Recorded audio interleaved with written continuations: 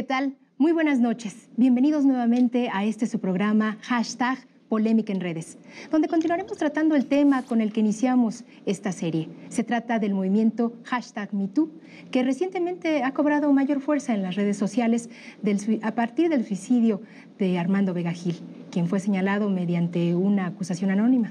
En esta misma mesa suscitó un debate muy interesante. Bueno, pues de esta manera les saludo con muchísimo gusto. Soy Josefina Claudia Herrera y me sumo a la polémica. Esta noche me acompaña Olga Warner, periodista y escritora. ¿Qué tal? Bienvenida. ¿Qué tal? Es un placer estar aquí, la verdad, con un tema tan importante y tan polémico por otra parte, pero me encanta participar de esto. Gracias. Irazú Gómez, antropóloga y feminista. ¿Qué tal? Buenas noches. Hola Olga, hola Estefanía. Un placer estar con ustedes. Estefanía Veloz, abogada feminista. Hola, buenas noches. ¿Qué tal? Estoy feliz porque en la mesa somos 4 mujeres hoy y pues gracias por la invitación. Y bueno, yo quiero presentarles en este momento una de las encuestas que se pusieron justamente en el programa pasado y fue parte de la polémica que se generó en redes. #Polémica en Redes participa en la encuesta de nuestro programa en el que estuvieron Sabina Berman, estuvo también, pues por supuesto, Irazú, Estefanía, Ernesto Villanueva y Estela Libera. Y ahí se les preguntaba, ¿utilizarías la vía del movimiento #MeToo para denunciar una situación de acoso o violencia? Pues sí, los resultados ahí están, usted los está viendo, justamente el 64% decía claramente no, un 36% sí. Y de esta manera vale la pena también comentarle a nuestro auditorio que hubieron frases contundentes, frases que realmente nos dejaron pues una intensidad en cuanto a lo que es el mensaje de los panelistas que en esta ocasión me acompañan. Estuvo Irazú hablándonos acerca de lo que preguntabas, Irazú, pero entonces, ¿qué queremos? ¿Una revancha, justicia, venganza? ¿Podrías puntualizar más en este tema? Claro que sí. A ver, yo antes de entrar a ese tema quisiera hacer una aclaración, y es que tú dices que tenemos posiciones diametrales. A mí me parece que no. A mí me parece que tenemos una coincidencia muy importante, que es un decir ya basta a la violencia que sufrimos todas las mujeres en diversas formas y de diversas maneras. Creo que no hay una mujer que no haya sido violentada y que no coincida con esta petición, que además es colectiva. Yeah. Quizá en lo que hay una divergencia es en las estrategias. Yeah. Para eso y para tratar de explicarlo de una manera concreta, me voy a remitir a una entrevista que le hicieron ayer en el periódico El País a Judith Butler, en donde le preguntan precisamente acerca de, digamos, cuál es su opinión acerca del movimiento argentino de Ni Una Menos, que Olga además debe conocer muy bien, y qué pasa con el MeToo mexicano. Voy a leer 3 líneas en donde ella dice... En el caso argentino es un ejemplo porque Ni Una Menos, a diferencia del MeToo, se enfrenta de forma colectiva a la violencia, busca un cambio cultural en la sociedad y sale a las calles a expresar su repudio. Es muy distinto decir a viva voz que hay actitudes que no se aceptan a querer eliminar al individuo, porque así nos convertimos en jueces y verdugos. Esto es lo señalado por Butler. ¿Por qué es importante mencionarlo? Porque mi preocupación va hacia las 2 partes, tanto a la parte de la persona que señala, que vive sola este proceso, que puede ser revictimizada y que es un proceso que sabemos y que reconocemos como muy complicado, como a la parte señalada, ¿no? Hoy hubo una conferencia por parte de la Comisión de Derechos Humanos del Distrito Federal, en donde se dieron cifras acerca de las denuncias del MeToo en México. Se dieron a la gran tarea, y me parece fenomenal que lo hayan hecho, de contar las denuncias y decir el número de denuncias que había por cada MeToo, o sea, MeToo escritores, MeToo músicos, MeToo académicos, ¿no? Bueno, justo MeToo músicos lo cerraron, ¿no? Sí. ¿Qué pasa aquí? Una de las cosas que mencionaba Estefanía la vez pasada y coincidimos es que cuando hay un señalamiento de un acosador o de algún tipo de agresión, generalmente esta se repite. O sea, se repiten los señalamientos y ese puede ser un buen síntoma, me equivoco, ¿no? Lo que pasa aquí es que cuando dieron los números, los señalamientos no se repetían en todas las ocasiones. Es decir, voy a remitirme a algunas estadísticas que dio Lorena Wolfer, en donde ella dice que, por ejemplo, Me Too Danza, ¿no? Hay 15 señalamientos publicados y 14 personas fueron señaladas solamente una vez, mientras que una persona tiene más de un señalamiento. Sí. Aquí es donde entra la preocupación. O sea, esto no es una defensa a los hombres, y quiero que quede claro. Esto es una defensa a una diligencia adecuada, a una estrategia adecuada que nos lleve a visibilizar la violencia y a tomar medidas que nos lleven al consenso a todos, hombres y mujeres socialmente, y que por supuesto erradiquen la situación tan trágica que estamos atravesando las mujeres. Claro. ¿Sí quedó claro dónde está la polémica? Sí, sí, yo lo que te preguntaba justamente era esta parte de cómo concluías en el programa anterior respecto a la revancha, ¿en qué quedábamos, no? En la revancha, la justicia o venganza. Claro, con base en ello, claro, lo que yo preguntaba al decir, bueno, entonces hay que ver qué queremos, si queremos justicia, sí, si queremos una revancha, si queremos venganza. Yo creo que queremos justicia. Yo creo que todas las mujeres lo que queremos es terminar con la desigualdad, y lo que queremos es justicia y terminar con estas prácticas, ¿no? Eso es. Estefanía, mencionabas sobre todo que ante la falta de una justicia perfecta bastaba ya de culpas, pero de pronto se quedaba la mala imagen en redes, y quizá con esto le daba fuerza y contundencia a estas denuncias que a veces son anónimas, a veces pues también rayan entre el anonimato y la confidencialidad, y que pasa también, yo añadiría, la parte de la privacidad. Yo creo que es fundamental defender este tema de tiene que haber anonimato por la defensa de las víctimas, y creo que es importante recalcar que Me Too justo no está diferenciándose de otros movimientos, porque todos los movimientos tienen un sector de protección, y es, si no quieres decir tu nombre, está perfecto, aquí te vamos a creer y te vamos a apoyar. Claro. Respecto a lo otro, me parece quizá un poco curioso este tema de pensar, querer normar todo, ¿no? O sea, poner protocolos para todo, ya lo habíamos platicado la vez pasada. Sí. Pero sobre todo porque se ha dado la discusión en procesos sociales, que es verdad que la cultura se transforma a través de la acción, el diálogo, el consenso, bla. El Me Too eso quiere, generar un movimiento social que impulse a las personas a no repetir conductas violentas, sobre todo de desigualdad, de relaciones de poder, y etc. Y también el Me Too está en esto que yo creo que tiene que ver con el Ni Una Menos, que sobre todo no se contraponen, no son movimientos, digo, con el respeto a Judith Butler, que tengan que compararse. Uno tiene que ver con la desaparición en México hay, totalmente, y con las víctimas que no pueden hablar porque de la muerte no se regresa. Claro. Pero el Me Too son víctimas que están ahí y que sí tienen que decir, y que todavía, y que sobrevivieron violencias brutales, y están condenando conductas que hace mucho no sabíamos que eran violencia y ahora sí. Claro. Entonces sirve para visibilizar esto y para ir identificando cuáles son las conductas que se reproducen más. Y en el tema de qué bueno que se están dando la tarea de revisar denuncias falsas, yo creo que lo que deberían estar revisando ahora son los casos de acoso laboral, en lugar de estarnos utilizando el dinero público para desvirtuar movimientos importantes, tendríamos que estar en eso. La ONU dijo que solo el 3% en los países que se estudian las denuncias falsas, solo el 3% son falsas. Entonces nos está diciendo algo, digamos, la gente no lo hace con malicia, excepto el doctor que vino la vez pasada y puso alguna denuncia ahí para medir algunas cosas. Las mujeres no lo están haciendo con malicia. En lo que yo sí coincido, y lo voy a volver a poner sobre la mesa, habíamos dicho que hay un piso parejo, que nadie puede defender que el acceso a la justicia en México para las mujeres no existe. Que no hay un sistema judicial que te respalde en ciertas violencias, en acoso, en violaciones de hace muchos años.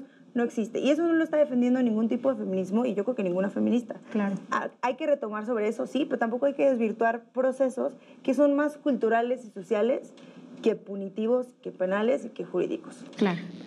Me permites, Irazú, y vamos a integrar a la plática a Olga Gornat, que no estuvo la vez pasada, pero ciertamente Me Too es un movimiento que nace contra la violencia y que intenta proteger, por supuesto, a las mujeres. ¿Tú cómo estás valorando este movimiento y de qué manera ves que se está generando esta polémica?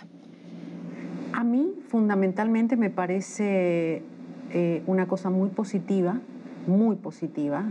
Yo creo que las mujeres vamos construyendo. Yo me considero feminista, participé en la Argentina, soy parte de un colectivo. Allá no se le dice Me Too, sino somos colectivos de mujeres de distintas áreas, profesionales, campesinas, sindicalistas, políticas, mujeres de barrios muy pobres, es decir, se ha logrado sumar a todas.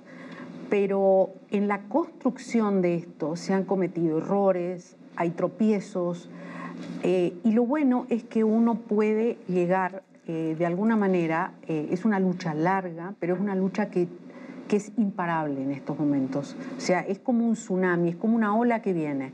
Y esa ola que viene desde hace muchísimo tiempo, desde que el mundo es mundo, ¿no? Esta ola viene, ahora ha tomado una gran visibilidad a raíz justamente de casos como el Me Too. En la Argentina comenzó la explosión por el hartazgo de los feminicidios. Entonces fueron miles de mujeres que salieron a la calle. Estoy de acuerdo contigo en que el Me Too, en este caso mexicano, que parte de denuncias de abuso anónimas, que por supuesto son anónimas y confidenciales, y que tuvo este punto trágico, pero que esto le dio visibilidad. No quiero entrar en el tema del suicidio de este señor, de este músico. En Argentina también hubo casos así, pero bueno. ¿De músicos? No casualmente de músicos. El del actor, ¿no? No, es el del actor. El actor ahora está exiliado en Brasil. El de Mira cómo nos ponemos. El Mira cómo nos ponemos. Que ahora cuento un poquito sintéticamente, eso es en el ámbito de los artistas. Es una actriz que estuvo apoyada por el colectivo de las actrices, que allá es muy, muy fuerte.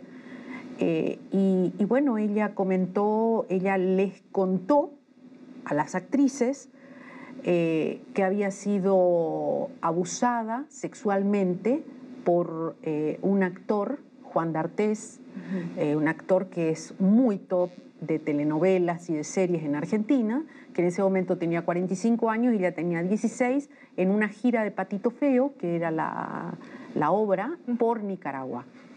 Ella lo dice, ella lo cuenta, y entonces las actrices tomaron la decisión, aconsejados por abogados y demás, de hacer una conferencia de prensa y de darlo a conocer. Y Thelma Fardín, que es la actriz, contó detalles. Entonces, este señor ya tenía un par de denuncias que nadie creía, de 2 actrices.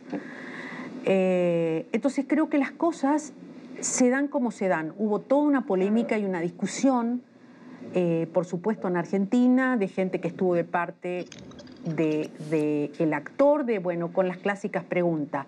Ay, ¿por qué no lo contaste en aquel momento? ¿Y qué hacían tus papás? ¿Por qué no te cuidaron tus papás? ¿Por qué tus papás te dejaron ir? ¿Y qué hacías por ese pasillo del hotel? ¿Por qué entraste a la habitación? O sea, la mujer siempre culpable, ¿no?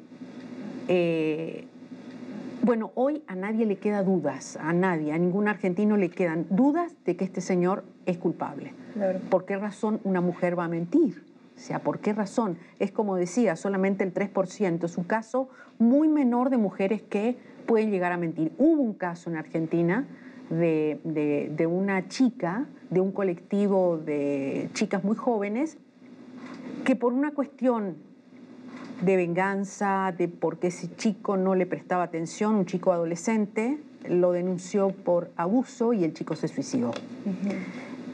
Son cosas, yo no quiero subestimar el episodio, que es grave, claro, pero son cosas que nos hacen a las mujeres que formamos parte de estos colectivos o no,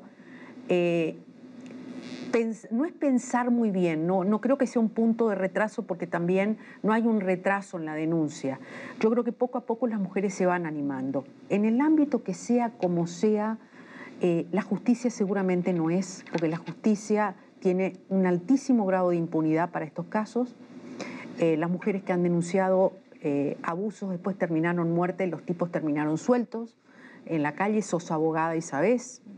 Y aquí en México eso es un horror, un espanto. Entonces, yendo un poco a tu pregunta, yo creo que me parece muy bueno, me parece que hacer una denuncia de este tipo, aunque sea anónima, y que debe ser anónima y guardando la confidencialidad de esa chica, hoy una mujer, que en ese entonces tenía 13 años y que a esto le ha dado visibilidad. Cualquier tipo de denuncia de abuso, de violación, de acoso, genera molestia, molesta. Olga, muchas molesta gracias. a la sociedad, digamos. No les gusta escuchar esto. Yo lo sé. No quieren saber. ¿Y usted qué opina? Díganos, por favor, qué es lo que está pensando al respecto. Recuerde que estamos en este programa hashtag Polémica en redes sociales. Continuamos con más después de esta pausa.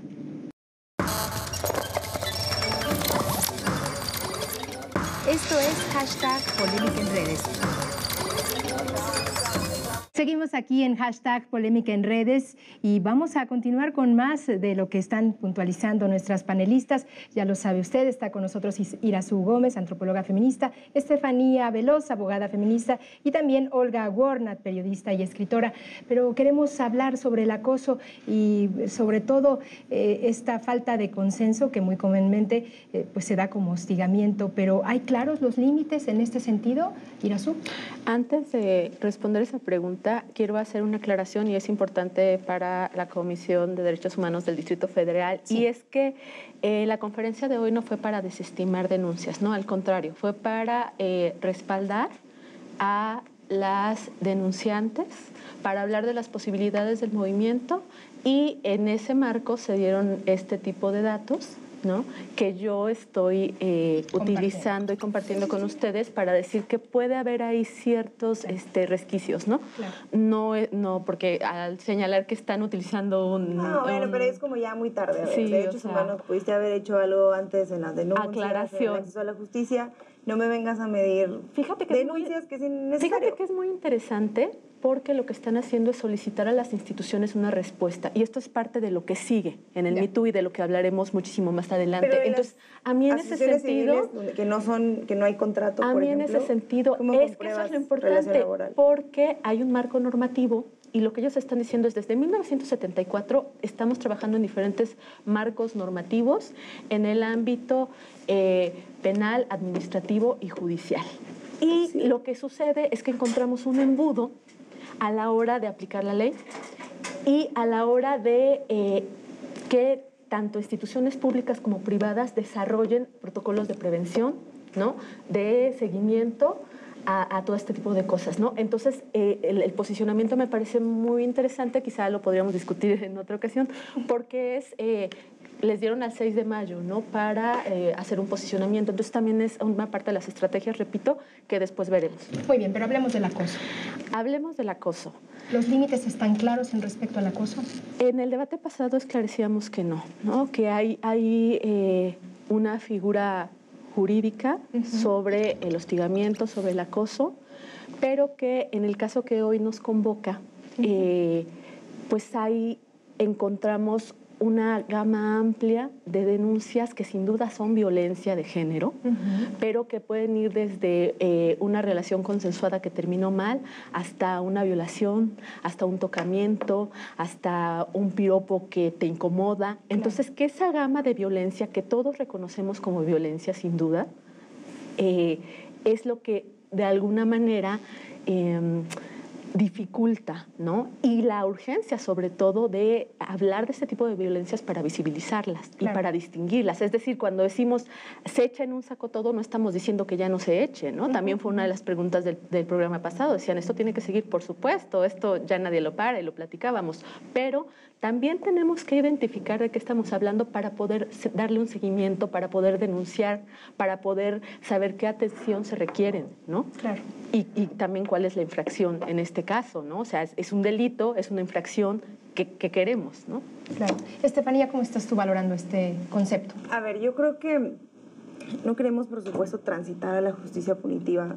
No queremos que el Me Too sea eso, digamos, un método de castigo legal, sino más bien de apuntar el dedo y decir esto no está bien, ya lo hemos platicado. Hay, y podemos abundar en esto muchísimo, las feministas liberales que salen en nombre del romanticismo, pero es que ahora qué va a pasar y cómo vamos a ligar y entonces, bueno, ya déjame yo sabré si estoy ligando o no, eso lo decido yo, no si... Entonces, ¿vas a pedir que te pidan permiso para tocarte? Pues sí, porque no hay nada más atractivo que el consenso. Y si tenemos que terminar en un momento en el que sí me pregunten todo lo que va a pasar, ok. Y si no, ya lo decidiré yo. Yo decidiré cuando me siento acosada o cuando no me siento acosada, por ejemplo. Entonces, este feminismo liberal ha ido por esa parte. Es que, ¿cómo vamos a regular el erotismo? Y cómo... Ya yo decido si me siento acosada o no me siento acosada. El tema es que cuando hay una relación de desigualdad en cuestión de poder, o sea, cuando esas relaciones de poder que son claras, aunque no exista un contrato de por medio, lo que sea, pues casi la mayoría del tiempo implica violencia, implica acoso, porque tú no estás decidiendo de por sí si quieres. Es como el tema de los piropos, que también ha dado mucho de qué hablar. Se entiende como, pero es que, ¿cómo va a pasar que te griten en la calle y ya no te sientas como piropeada, sino acosada? Pues sí, porque alguien que me quiere abordar, permitirme salir, me deja que le conteste.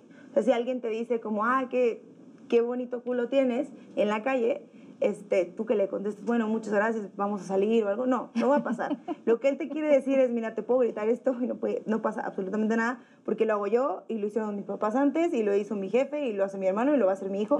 Es eso. O sea, hay que establecer que hay una relación de poder dentro de la heteronormatividad en este país en el que vivimos y en general en el patriarcado, en el que nunca vamos a estar, por lo menos ahora, en el mismo lugar. Y por eso no podemos hablar de relaciones iguales, en cuestión de acoso, en cuestión de ligue, el coqueteo, lo que sea. Por el otro lado, no me quiero ir por la tangente tampoco, hay que volver, sí, al tema jurídico, definitivamente, en una cuestión en un país de informalidad. Sí. En un país en el que 60% de las personas trabajan en la informalidad, qué difícil es aplicar un protocolo. O sea, ¿cómo vas a llegar a un mito activistas? Lo hablaba claramente. ¿Cómo vas a llegar a una asociación civil que no está ni registrada, que funciona como colectivo? Las personas que tenemos colectivos, que trabajamos en colectivos, sabemos que no hay, o sea, no tienes, ni siquiera puedes, si quieres contratar algo, no puedes facturar porque no estás registrada, bla. ¿Cómo vas a llegar con un protocolo? O sea, ¿cómo va a llegar la Comisión Nacional de Derechos Humanos a decir, ¿y cómo te están tratando? ¿Y pasaste primero a Derechos Humanos o pasaste a Recursos Humanos para poner tu queja? No hay. O sea, hay que establecer, y entonces vámonos desde el principio, si es necesario, vámonos desde el principio. Hay que establecer derechos laborales primero también, pasemos por los derechos reproductivos y sexuales, pasemos al tema de la igualdad, de la brecha salarial, y después planteémonos un espacio en el que estemos en el mismo nivel para debatir acceso a la justicia y acoso o piropo. Claro. De esta manera, bueno, nosotros aquí en este programa de #Polémica en Redes queremos pues hacer de esto una realidad, el querer poner en claro las cosas, el darle nombre, el visualizar este tipo de cosas, y por eso estamos iniciando con la parte del acoso, ¿no? Olga, ¿cómo estás viendo tú esto? Mira, a mí el tema del acoso es un tema que yo también estoy de acuerdo con lo que plantearon. Es un tema tan amplio, tan amplio. Yo no voy a referirme al tema del piropo, ni al que pasa en un camión, ¿no?, por la calle y que te dice algo sobre tu trasero o lo que fuera. Ni tampoco alguien que te da un piropo. O sea, yo no, porque creo que depende de nosotras las mujeres en ese aspecto. Hay acosos que ya, digamos, que tienen que ver con el ámbito laboral, ¿no? En donde donde si existe una relación de poder, y a las periodistas nos ha pasado muchas veces, no solamente en el ámbito laboral, con el jefe, con tu editor, con el director, y muchas veces con los entrevistados. Muchas veces con los entrevistados. ¿Te ha pasado? Sí, claro, por supuesto. Y también al revés, si tú conseguías un reportaje, y a mí me pasó infinidad de veces, que no lo conseguía nadie, cuando llegabas a la redacción, el murmullo era, ¿quién sabe por qué lo consiguió? Algo habrá hecho. Si no, ¿no? ¿Por qué será que se lo dio? ¿Qué más hizo? ¿No? Entonces, ese tipo de cosas, ¿eso qué significa? Eso significa, es una cosa espantosa, yo lo viví, y no tienes a quién quejarte. En aquel momento, yo estoy hablando de la década de los 90, 80, las mujeres en ese momento no hacíamos ningún tipo de denuncias porque creíamos que eso era parte del juego, claro. No del juego, sino de nuestra pelea por lograr un lugar dentro de nuestra profesión. Pero después descubrís que ganas menos, que trabajas más y que hay un montón de cosas que no tenés y que sí tienen tus compañeros, ¿no? Claro. Hombres. Entonces, el tema del acoso es una cosa amplia, también está el acoso psicológico, que puede ser infinitamente a veces más grave que el acoso físico, violento, del tipo que te toca o lo que fuera. El acoso psicológico permanente, el murmullo, el que tu jefe, que a mí me ha tocado muchísimas veces, digo, claro, ¿cómo yo no me daba cuenta hoy que aquello era, ¿no? Que aquello era una cosa, que era horrible como me trataba.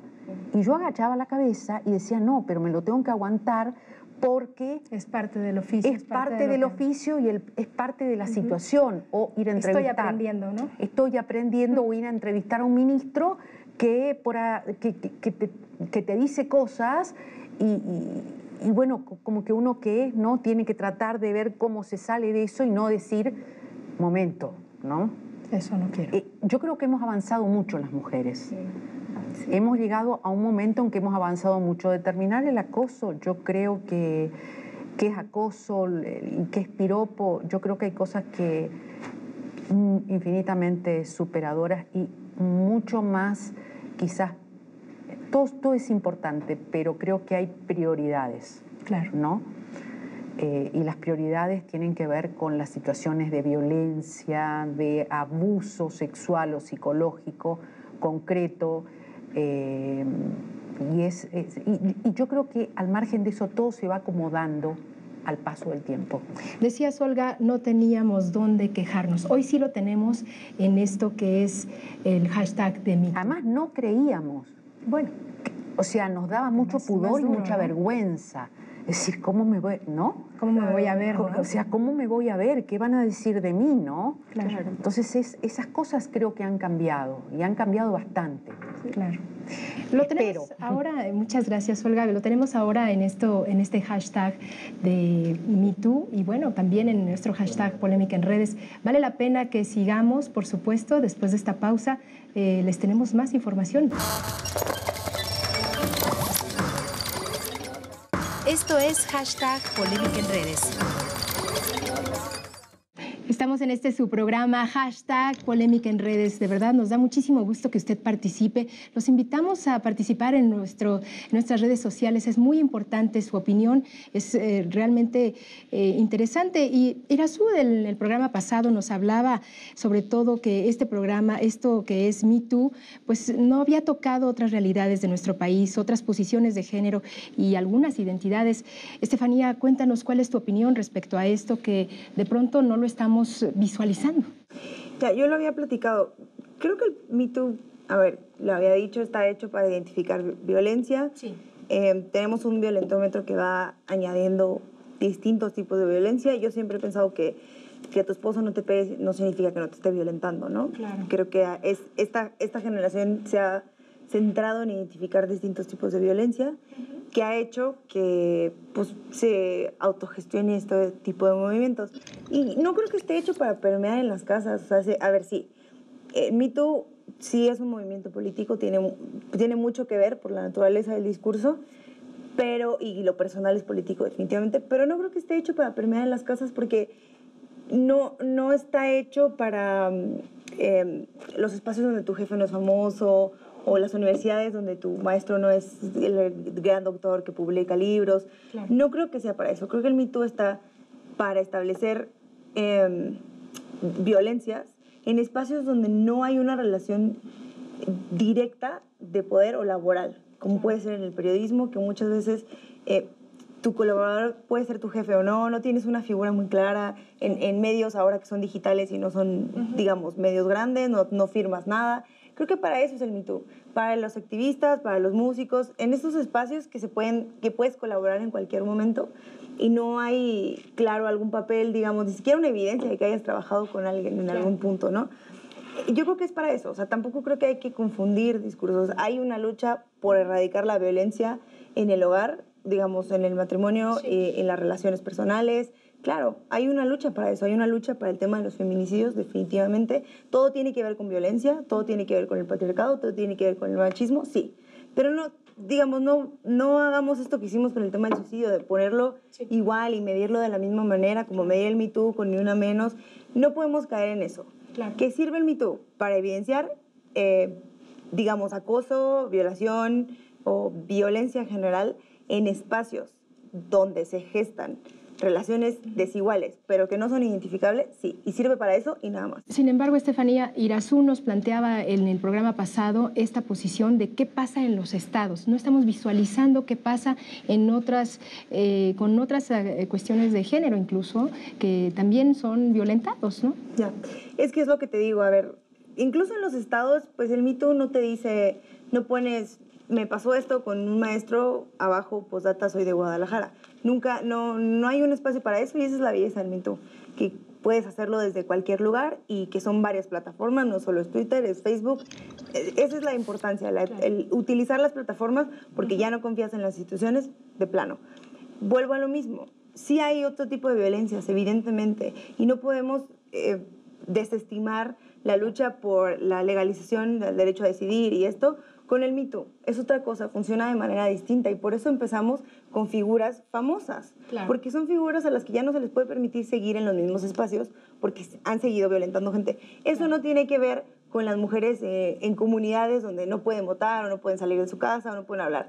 Sí tiene que ver ojo, tiene que ver, ¿no? Y es un problema. Ay, discúlpame. Tiene que ver con la violencia, con el patriarcado, totalmente. Pero si intentamos desestimar. Pero es parte de lo mismo. Yo entiendo, es parte de lo mismo totalmente. Del mismo mapa. Lo entiendo, y es el patriarcado, y es que vivimos en un sistema heteronormado totalmente. Yo lo único que digo es, no tratemos de desestimar cosas como pequeñas violencias o lo que sea, y comparándolo con cosas mayores, porque si no, entonces siempre nos vamos a quedar aquí y entonces estas cosas nunca les vamos a dar importancia. No comparemos el Me Too con estados feminicidas, como puede ser el Estado de México, o en comunidades donde las mujeres no tienen voz y voto.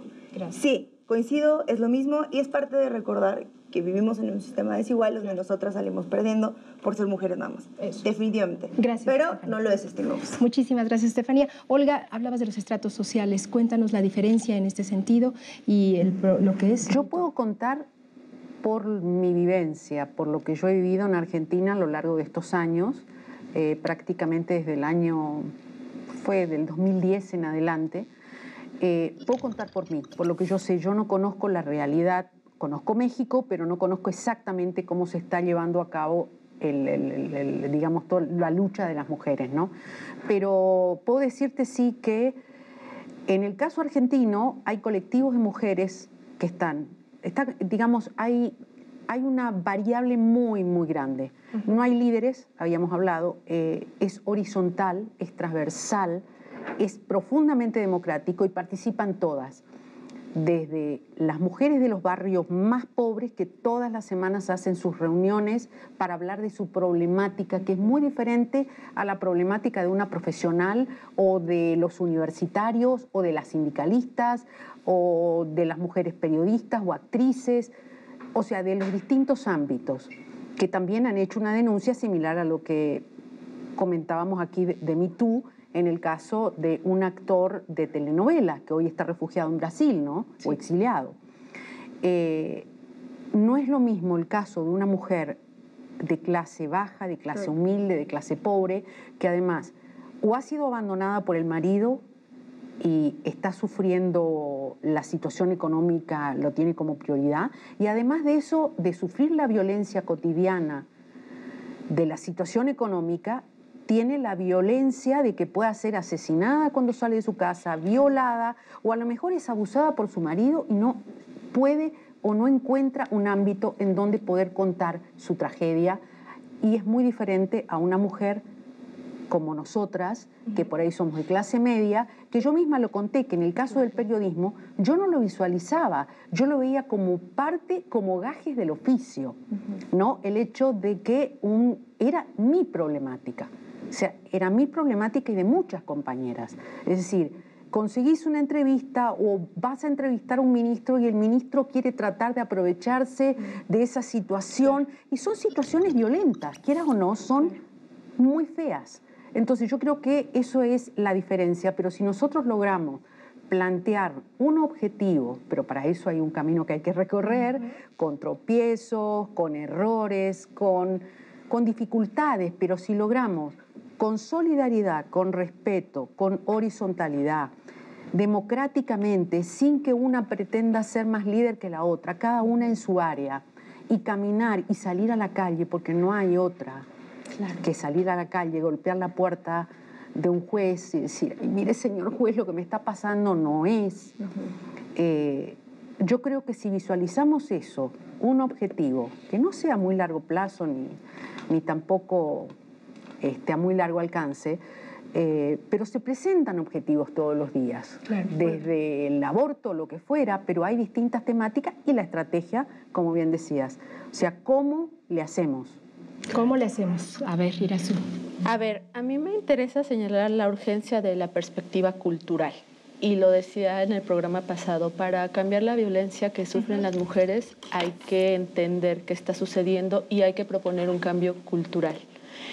Que implica educación, que implica el desarrollo de herramientas, que implica entender que la violencia va más allá de los cuerpos biológicos, de si eres hombre o si eres mujer, y por eso si perteneces a otra identidad diversa o otro género no la sufres. Por supuesto que sí, y traigo a colación un comentario de alguna persona que tuiteó en el Me Too Hombres, porque también lo estamos siguiendo a ver qué dinámica tiene, y este chico decía: yo tengo sexo con otros hombres, pero yo también sufro de esta violencia patriarcal. Y a mí me gustaría que el sentido del Me Too Hombres no fuera una venganza contra las mujeres, sino que fuera un espacio en donde los hombres denunciemos estas violencias que sufrimos y que también haya un espacio para las mujeres que tienen relaciones con otras mujeres. Es a lo que me refiero con incluir otras identidades. Bueno, esas identidades en Argentina están incluidas. Está el colectivo de trans, está el colectivo de travestis, está el colectivo de gays y lesbianas. Es que la lucha es contra la heteronormatividad, y ya lo hemos dicho. Y la heteronormatividad lo que abarca es eso. Relaciones simplemente heterosexuales donde se permite solo hablar en ese tipo de sentido. Y no nada más con eso. Cuando yo digo una cuestión cultural, hay una diferencia. Tenemos que diferenciar lo que es la estructura de poder patriarcal de lo que es la estructura cultural del machismo y las prácticas machistas, ¿no? O sea, es un tema muy complejo que quizá no podemos abordar aquí, pero sí hay que marcar líneas que son muy importantes para comprender este fenómeno. Eso es. Sí vale la pena que, demos seguimiento a todo esto que ustedes están aportando y de cómo levantar la voz, de cómo hacer una denuncia pública. Creo que esto lo podríamos ver en el siguiente bloque. Los invito por el momento a que sigan opinando en hashtag Polémica en Redes. Regresamos con más. Esto es hashtag Polémica en Redes. Continuamos aquí en su programa, hashtag Polémica en Redes. Su opinión es muy importante, sobre todo porque construimos con ello una nueva realidad que buscamos para hacer una sociedad mejor. Vamos a hacer un resumen y, si me permiten, ayudarnos a entender sobre todo cómo levantar la voz, cómo hacer pública una denuncia. Irazú, por favor, ayúdanos a hacer visible esta posibilidad que el Me Too nos ha permitido. Bueno, yo quisiera centrarme en las propuestas propuestas, ¿no?, que Sí. se han dado a partir del Me Too en México. Y en este sentido quisiera señalar las propuestas de Periodistas Unidas Mexicanas, las propuestas de Mujeres Juntas Marabunta, ¿no? En el caso de Periodistas Unidas Mexicanas, que están buscando un acompañamiento y una asesoría para dar seguimiento a las denuncias que se tienen y sobre todo entender, ¿no? O sea, si estamos hablando de denuncias o si estamos hablando de señalamientos, y en ese sentido están buscando, repito, una asesoría y un acompañamiento. El caso de Mujeres Juntas Marabunta también, en donde se está solicitando un comité de ética para recursos humanos, en donde se están solicitando herramientas de talleres con perspectiva de género, ¿no?, para atender las situaciones de violencia que enfrentamos las mujeres. Y finalmente invitarles, ¿no? En mayo estaremos llevando a cabo por parte de Paréntesis Violeta, la colectiva a la que yo pertenezco, un foro en la UNAM multidisciplinario en donde queremos escuchar a todas las voces y queremos crear este consenso que nos hace falta para lograr estrategias que nos permitan erradicar de una manera cultural toda la violencia que estamos sufriendo. Sabemos que es un proceso largo, sabemos que es un proceso en el que tenemos que trabajar todas las mujeres y todas las voces también. Olga Gornat, en tu experiencia, cuéntanos, quienes guían movimientos como estos, pues tienen una situación que tienen que verificar todo lo que se está mencionando, que sea real, que no haya espacio a la calumnia, a la venganza. En tu opinión, cuéntanos cómo estás valorando esto. Sí, a mí me parece que eso es súper importante, tan importante como que esto no muera aquí. O sea, que no sea un episodio que termine porque fue mediático, porque tuvo mucha visibilidad y que se termine aquí. Es decir, hay que tener en cuenta, yo creo que las mujeres tenemos que tener en cuenta que esto es un camino largo, es un camino difícil, es un camino donde una denuncia de abuso, de acoso, de violencia, de lo que fuera, siempre genera mucha molestia, perturba, la sociedad no quiere saber, y entonces ahí está nuestro trabajo de seguir adelante y tratar de alguna manera entre todos los colectivos, entre todas las áreas, de estar juntas, de tener encuentros, de salir a la calle, porque digamos, pensar que esto es un camino largo y tener en cuenta siempre el objetivo a corto y mediano plazo y las estrategias a seguir. En esto no nos podemos perder. Yo creo que esto es algo, es lo que pienso, digamos, a nivel personal, conociendo México. Creo que es una ola que ha comenzado, es una ola que avanza y es una ola que no se va a acabar. Es una ola que tienen que tener en cuenta aquellos que sostienen y que están por una sociedad patriarcal, que esto va a avanzar porque esto no se ha parado en el mundo. Y en América Latina, en cada uno de los países con sus diferencias culturales, históricas y políticas, en mayor o menor medida esto es una ola que avanza y no se va a frenar. Yo creo que vamos a lograr muchísimas cosas más. Pues ojalá que no se frene, sobre todo porque pues finalmente se ha logrado el decir ya basta, ya estamos hartos de esta situación. Pero cuéntanos, Estefanía, ¿cuál es tu opinión respecto a cómo levantar esta voz, cómo hacer visible todo lo que estamos pues viviendo lamentablemente? Yo creo que el Me Too, digamos, ya es eso, ¿no? Vislumbra lo que se viene, que es tomar los espacios cuando las instituciones te fallan y pinta un desmontaje crítico de las instituciones y del acceso a la justicia, definitivamente, pero también que es un camino, entiendo, largo, pero que no se recorre sola. No. Y eso es el Me Too. Es un espacio en el que por primera vez, en este tema de contar tu historia, de abuso, acoso, hay alguien que te dice, a ver, pero yo sí te creo. Esa es la belleza del Me Too y eso es lo que hay que rescatar. Y mi llamado es un poco a... Claro que tiene que haber un acompañamiento de creación de protocolos, definitivamente, en muchas otras áreas. Fijémonos en que no quede en el papel nada más y que quedemos en este fetichismo protocolario legal, sino que se pueda, digamos, permear en los espacios realmente, pero sobre todo que no tratemos de desvirtuar estos movimientos que no están pensados. Nadie fue a un cuartito a pensar cómo vamos a sacar un Me Too, no. Claro. Se autogestó, fue así desde la impotencia, desde el duelo, desde el dolor. y así va a seguir siendo y espero que así siga siendo. Y que no utilicemos, digamos, números o comparaciones con otros movimientos o cosas que van a seguir pasando en el Me Too, porque van a seguir pasando, Claro. no solamente en cuestión de músicos y lo que sea, sino en otros ámbitos, para desvirtuar un movimiento que de por sí entró con tropiezos, como todos los movimientos lo son, pero que intentemos fortalecerlo y que hagamos de las redes un lugar más seguro para poder contar tu historia y que el tema de las denuncias falsas no sea la narrativa de algo tan importante como es visualizar o poner sobre la mesa el dolor y la frustración y también lo que nos cuesta a nosotras transitar en el mundo de los medios, de las redes, de los periódicos, del activismo, como no a los hombres. Claro. ¿Y por qué? Sin embargo, Estefanía, no me dejarás negar que el visualizar Me Too fue a través del grito que se da contra la sociedad con la muerte de este músico.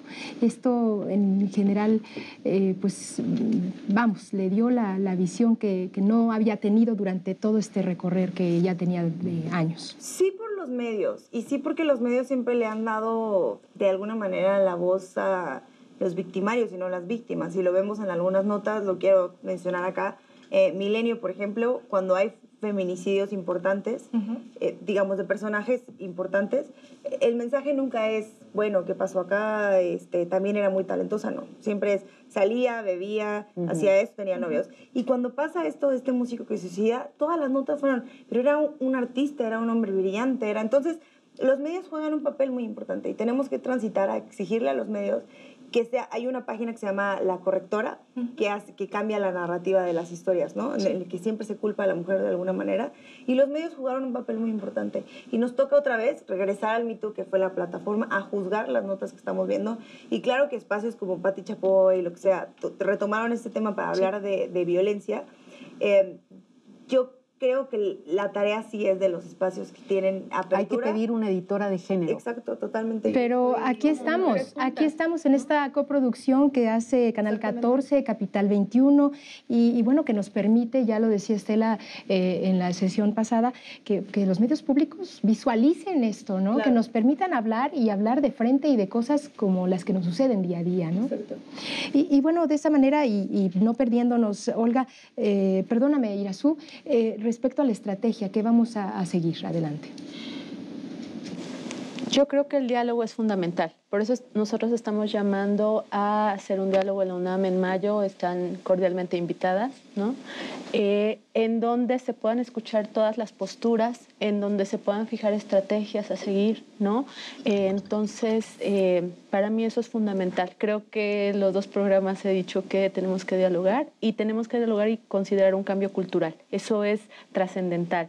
Considerar a todos los estados, a todos los estratos, todas las entidades, todas las diversidades que hay en este país, si en realidad queremos modificar la situación que estamos enfrentando de violencia, ¿no? Eso para mí es básico. Eso es, Olga, ¿cuál es el objetivo que no tendríamos que dejar y perder de vista? Juntarnos, jamás, o sea, juntarnos, comunicarnos, estar juntas, en todos los colectivos que haya, en las diversas áreas, en las diversas problemáticas, estar juntas, discutir el tema a fondo. Es decir, ese encuentro tenemos que ir todas. A ese encuentro de mayo tenemos que ir todas. Y todos los encuentros que se puedan realizar.